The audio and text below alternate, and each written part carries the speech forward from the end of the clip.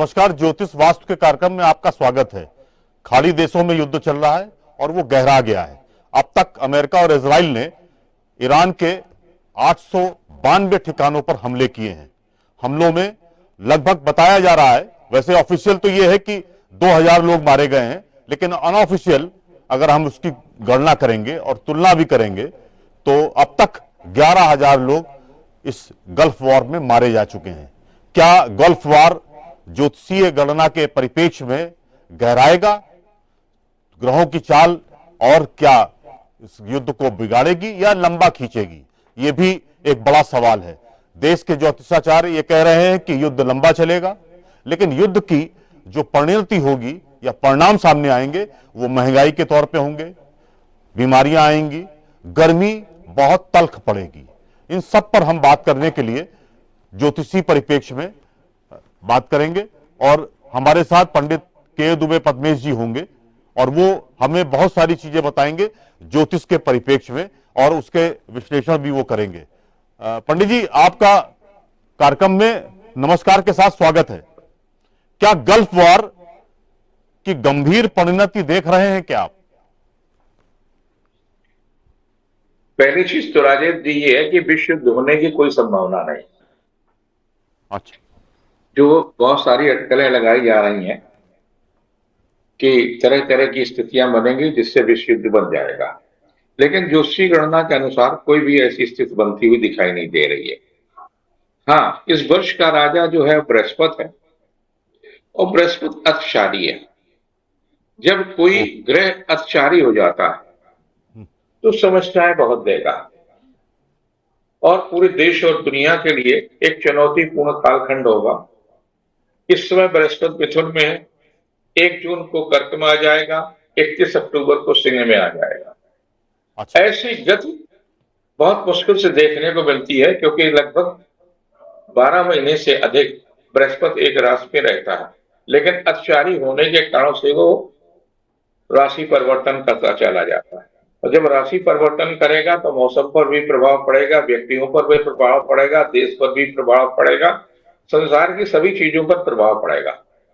और जब से ये अतिचारी बृहस्पति हुआ, और ये आप मान करके चलिए कि युद्ध तो समाप्त हो जाएगा, लेकिन बृहस्पति अतिचारी एक लंबे समय तक रहेगा, लगभग 2037 तक रहेगा। और जब 2037 तक रहेगा तो मानव समस्याएं बढ़ेंगी, अपराध बढ़ेगा, आर्थिक अपराध बढ़ेंगे। ये तमाम सारी सब चीजें जो है सत्ता में अचानक परिवर्तन दिखाई देंगे। जैसे आप देख रहे हैं अभी हाल ही में कई गवर्नर एकदम की रातों रात बदल दिए गए। हाँ। मुख्यमंत्री भी बिहार के लगभग बदल जाएंगे। हाँ। तो ये तमाम सारी चीजें जो है तमाम देशों पर भी इसका प्रभाव पड़ेगा। जहां तक युद्ध का सवाल है, युद्ध का सवाल बहुत लंबा नहीं है कि वर्षों तक चले, और वर्षों तक लड़ने की न तो किसी की स्थिति है। और जिस तरह से युद्ध हो रहा है उसमें जो मंगल की स्थिति है जी, कुंभ राशि में मंगल है, तो कुंभ राशि में मंगल होने के कारण से राहु के साथ जब मंगल होता है तो अंगारक योग हो जाता है, अंगार बरसते। आप देखिए अंगार ही बरस रहे हैं। हाँ। बम से क्या बरस रहा, तो अंगार बरस रहे हैं। तो ये स्थिति जो है कुछ दिनों की है, कुछ साल की नहीं है। और जब मंगल और राहु की युति खत्म होगी तो लगता है कि काफी निर्णायक स्थिति में पहुंच जाएगा। और निर्णायक स्थिति होगी कि आर्थिक अपराध भी बढ़ेंगे, आर्थिक समस्याएं बढ़ेंगी और पूरी दुनिया में बढ़ेंगी। जहां युद्ध हो रहा वहां की ही नहीं लेकर के सारे संसार में जो है आर्थिक समस्याएं बढ़ेंगी। और आर्थिक कारणों से तमाम रोजगारों में, चाहे अमेरिका हो और चाहे भारत हो, सब जगह इस तरह की समस्याएं आएंगी, जिसके कारण से आर्थिक चीजें बहुत महंगी होंगी। तेल पर भी उसका प्रभाव पड़ेगा, खाद्यान्न वस्तुओं पर भी प्रभाव पड़ेगा, यानी सभी चीजों पर प्रभाव पड़ेगा। और सबसे ज्यादा जो प्रभाव पड़ेगा वो मौसम पर प्रभाव पड़ेगा, प्रकृति पर प्रभाव पड़ेगा। पंडित जी, जिस तरह से आपने बताया कि बृहस्पति अतिचारी है, मंगल भी अपने ग्रह को बदल रहा है, तो क्या इस तरह का कॉम्बिनेशन, इस तरह का जो ज्योतिषीय अगर परिप्रेक्ष्य में हम इसको आकलन करेंगे तो क्या ये मानव सभ्यता के लिए भी हानिकारक है क्या? जो युद्ध ही हो रहा है जी। वो अलग अलग दृष्टि से कुछ लोगों के लिए अच्छा हो सकता है उनकी सोच पे, लेकिन कुछ लोगों के लिए खराब होगा। क्योंकि अंगार जो होता है, जी। अंगार का बरसना किसी के लिए भी अच्छा नहीं होता। जिसकी मृत्यु होती है, जो शीश टूटता है, जिसका विनाश होता है, उसके हृदय से आप पूछिए कि अंगार बरसने का अर्थ क्या होता है, अंगार बरसने के दर्द क्या होता है, अंगार बरसने के बाद की समस्याएं क्या होती। बहुत सारी बीमारियां, बहुत सारा संकट उसके बाद कभी रह जाता है। यही स्थिति राहु और मंगल की अगर आपकी भी कुंडली में, किसी की व्यक्ति की कुंडली में होता, तो छोटी छोटी बातों पर परिवार में भी जो है किसी को भी अपमानित कर देता, किसी को भी कुछ कह देता, चाहे स्त्री हो, चाहे बच्चा हो, चाहे पुरुष हो।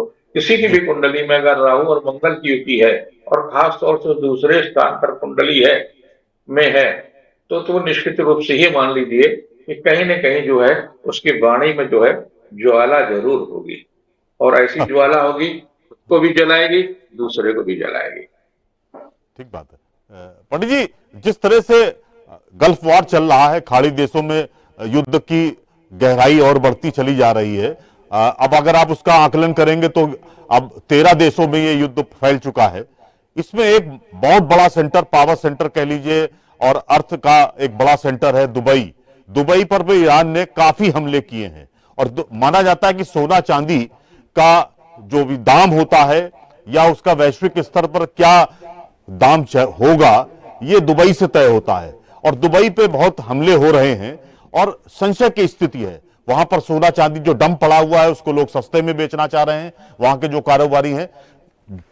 आपको क्या लगता है कि सोना और चांदी और महंगा होगा या सोना चांदी घट जाएगा? जब तक मंगल के और राहु जी। की स्थिति है हम्म। तब तक समस्याएं बढ़ेंगी। ओ। सोना चांदी को रखना भी संकट होगा, सोना चांदी को बेचना भी संकट होगा, और सोना चांदी को खरीदना भी संकट होगा। धातु है, और जी। धातुओं के व्यापार पर इसका बड़ा भारी प्रभाव पड़ेगा। और ये प्रभाव आप ये मान कर चलिए कि अप्रैल के आखिरी तक जाएगा, और तो जाएगा ही। तो ऐसी स्थिति में कहीं भी हो, चाहे मिडिल ईस्ट हो, और चाहे अरब देश हो, और चाहे कहीं न कहीं उसका प्रभाव सारी दुनिया पे होगा। यूरोप भी छूटे नहीं रहेंगे, तमाम सारी चीजों पर उसका। और खास तौर पर महंगाई जो आएगी वो आम आदमी के लिए बहुत संकट की स्थिति में होगी। और जहां की आर्थिक स्थितियां बहुत खराब है, ईरान में भी जो मैं टीवी देखता हूँ, 37 से 35-36%, 33% से 35% तक दिखाया कि गरीबी की रेखा के नीचे लोग हैं। जी। तो उनके लिए भी संकट का सामना हो। ऐसा कोई देश नहीं है जो देश के अंदर कहीं न कहीं गरीबी ना हो, कहीं न कहीं कितने प्रतिशत कुछ कम ज्यादा हो सकता है।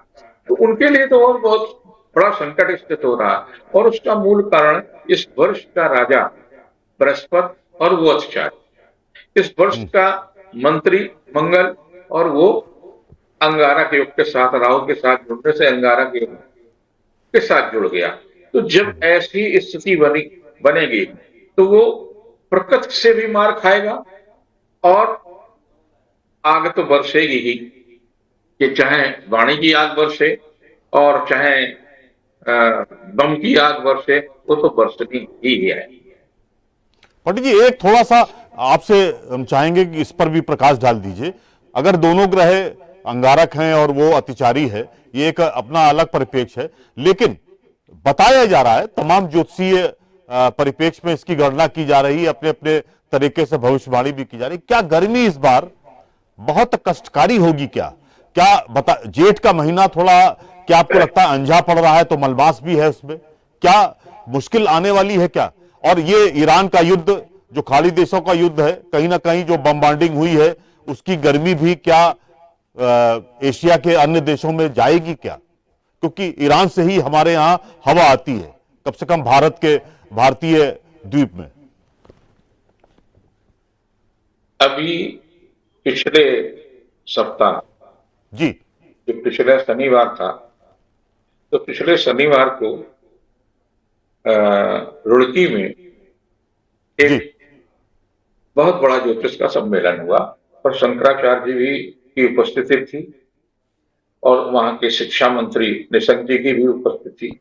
देश के जो मूर्धन विद्वान थे वो लगभग लगभग उसमें सभी थे और उस पर चर्चा ही 28 फरवरी को हुई कि इस साल किस किस तरह की समस्याओं का सामना पड़ेगा। तो लगभग सभी जोशियों की, चाहे वो जीडी वशिष्ठ हो, अनिल वस्त हो, अजय भाम्बी हो, इन लोगों ने भी उसी तरह की बात की कि देश के सामने, दुनिया के सामने जो संकट है वो प्रकृति का भी संकट होगा। अकेले मार नहीं होगी कि हम महंगाई से जूझें, अभी शारीरिक क्षमताओं में भी बहुत तरह की परेशानी आएगी। और गर्मी तो आप ये मान लीजिए कि भारत में कहीं न कहीं 50 सेल्सियस से ज्यादा टेम्परेचर इस साल आपको देखने को मिलेगा। ओ पंडित जी, ये तो बड़ी आपने मतलब डराने वाली बातें कही है। और अब मुझे लगता है शायद ये होगा, क्योंकि कहीं ना कहीं बारूद की गर्मी भी तो वायुमंडल में आएगी और वो फिर सबके एरिया में जाएगी। और भारतीय परिवेश में अगर देखा जाए तो ईरान से हमारी पास हवाएं आती हैं तो वो गर्मी ही लाएंगी। वहां पर वैसे ही 50 और 52-55 का टेम्परेचर रहता है। बट ये एक बात और हम जानना चाह रहे थे, महंगाई पर आपने बहुत सारी चीजें कही कि महंगाई इस युद्ध के कारण बढ़ेगी, बहुत सारी चीजें हैं। क्या जो जरूरत की चीजें हैं उनमें भी आप क्या महंगाई देख रहे हैं क्या, जो इंसानी हाँ, जरूरत के लिए देखिए, रोजमर्रा के परिपेक्ष में? आधारभूत जो है जी वो खाद्यान्न वस्तु में और तेल,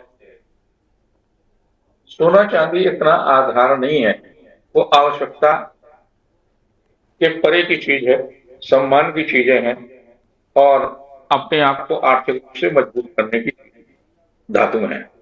लेकिन जो आधार है मनुष्य का जीने के लिए, उसको कपड़ा चाहिए, उसको जी भोजन चाहिए, उसको गाड़ी के लिए पेट्रोल चाहिए, सारी सब चीजें चाहिए। जब इन पर महंगाई आएगी और तेल महंगा होगा तो ईंधन उसका महंगा होगा, तो समोसा भी महंगा होगा, उससे भी आप दूर नहीं हो सकते। पंडित जी, इस युद्ध में आपको क्या लग रहा है? अमेरिका इजराइल का वरदहस्त अभी तक है, ईरान प्रतिवाद कर रहा है, लेकिन ईरान में बहुत खराब स्थितियां भी हो गई हैं, उनके बहुत सारे एरियाज में बहुत नुकसान हुआ है। तो आने वाले वक्त में क्या आपको लगता है, दोनों लोग झुकने को तैयार नहीं है, तो क्या आपको लगता नहीं है कि भारत इसमें कोई हस्तक्षेप करने जा रहा है या कोई और देश?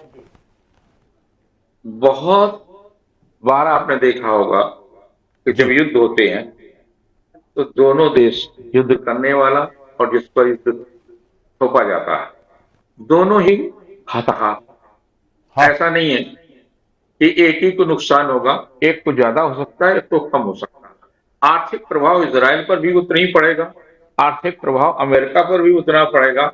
अब आर्थिक प्रभाव ज्यादा मिडिल ईस्ट पर पड़ेगा, वहां ज्यादा नुकसान है इसलिए उन पर पड़ेगा।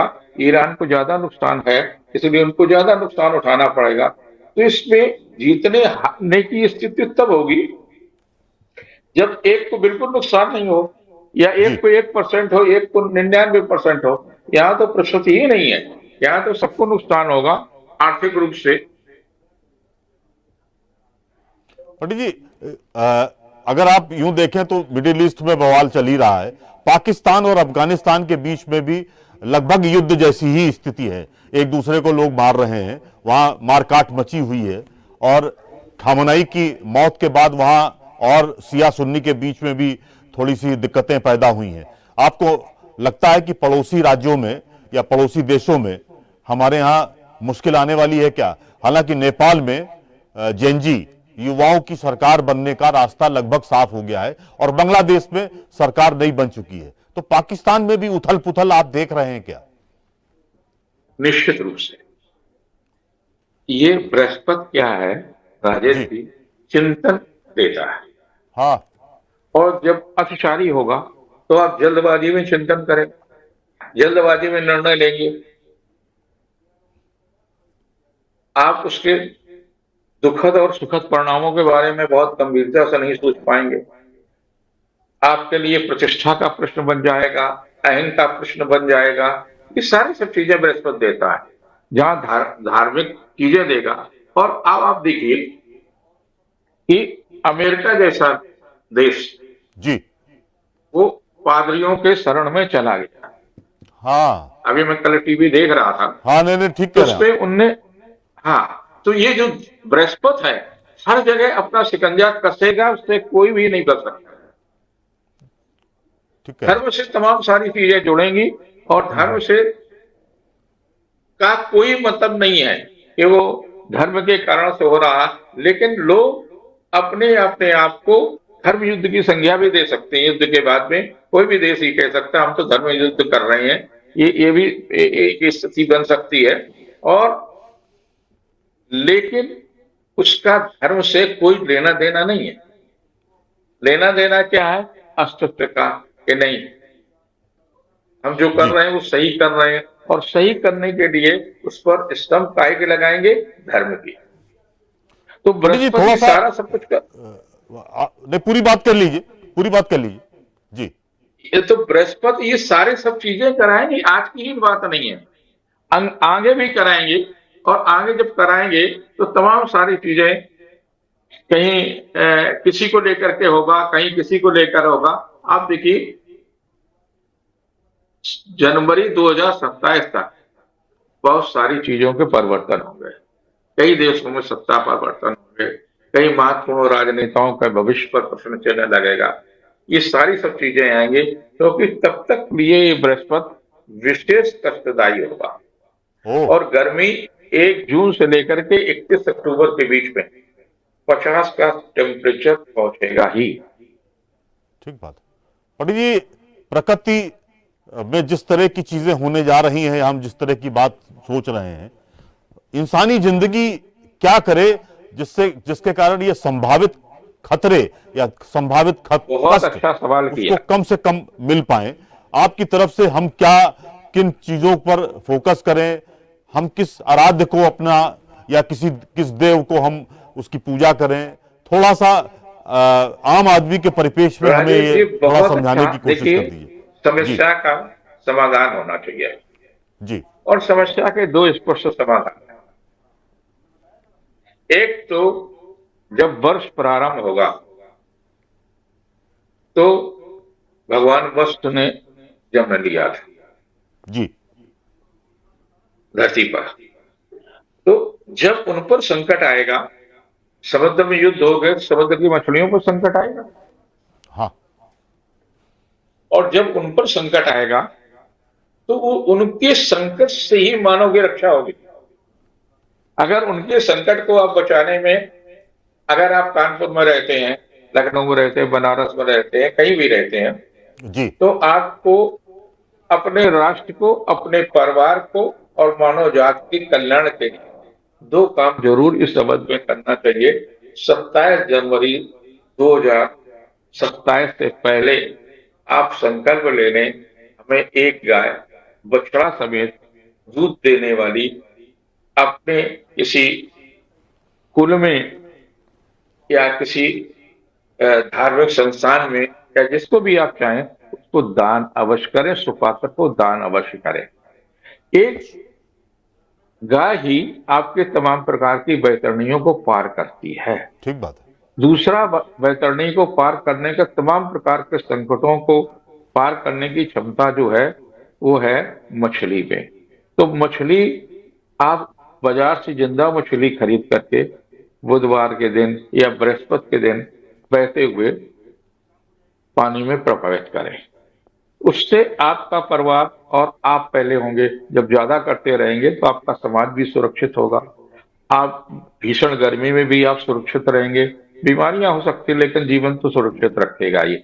आर्थिक समृद्धि भी आएगी, क्योंकि महंगाई बढ़ेगी तो कुछ न कुछ रास्ता ऐसे बनेंगे जिससे, अगर ये दो उपाय आप कर लेते हैं, हम ये नहीं कहते हैं, जैसे मैं नियमित रूप से शनिवार के दिन आपका ये कार्यक्रम खत्म होने के बाद में पटकी जाऊंगा, नियमित रूप से जाता हूँ और जी। हनुमान जी में मेरी आस्था है।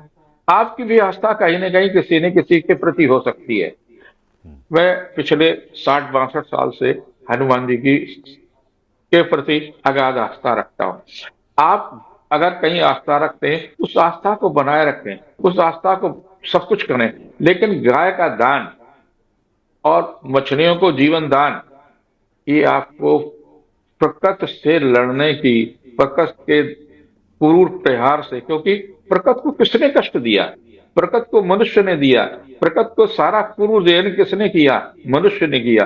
तो मनुष्य का ही दायित्व है कि प्रकृति से बचने के लिए गाय और मछली, वो गाय का दान करें, मछलियों को जीवन दान करें। अगर ऐसा करते हैं तो आपका परिवार, आपका समाज, आपका देश, आप किसी न किसी सीमा तक मानवीय मूल्यों की रक्षा करने में सक्षम होंगे। और अगर सारा देश करता है, सारे दुनिया करता है, तो युद्ध भी समाप्त होगा। बिल्कुल बात। पंडित जी, एक थोड़ा सा आम आदमी के परिप्रेक्ष्य में थोड़ा सा उस पर प्रकाश डाल दिया आपने। गाय का सिलसिला उठाया है, ये सवाल उठाया है। एक बात यह है कि लोग गाय को बृहस्पति वाले दिन और शुक्र वाले दिन लोई और रोटी वगैरह पहले उसको निकाल लेते हैं और फिर खिलाने जाते हैं। क्या अगर वो पूरे 365 दिन इस व्यवस्था को रखें तो क्या उनके यहां समृद्धि, शांति और कहीं ना कहीं तरक्की का रास्ता प्रशस्त हो सकता है क्या? समृद्धि का रास्ता हमारे ग्रंथों में कहा गया। आप देखिए कि जितने भारत की मैं बात कर रहा हूं, जी। भारत में अचानक जिनकी प्रगति हुई और कुछ वर्षों में अरबपति हुए, उनके यहाँ गौ पूजन, गौशाला और गौ सेवा जी। तीनों रहती हैं। हमने देखा कि ग्राफिक एरा में कमल धमसाना उसके और उनके पिताजी नियमित रूप से गौ सेवा करते हैं और कई सारी गंगों को वो नाम लेकर पुकारते हैं और सारा सब कुछ करते हैं। जी न्यूज के सुभाष चंद्रा के परिवार में भी मैं जब जी न्यूज के साथ जुड़ा हुआ था तो बताया कि इनके पिताजी जो है गौ सेवा के हमेशा करते हैं, उससे वो कभी भी नहीं। तो मैंने तमाम सारे परिवारों में देखा कि जहाँ गौ सेवा हो रही, जहाँ जो कुछ भी हो रहा है वो संपन्न है। ये तो आपके पास उदाहरण हैं भी, और अगर इसको करते हैं तो आपका कोई नुकसान नहीं है।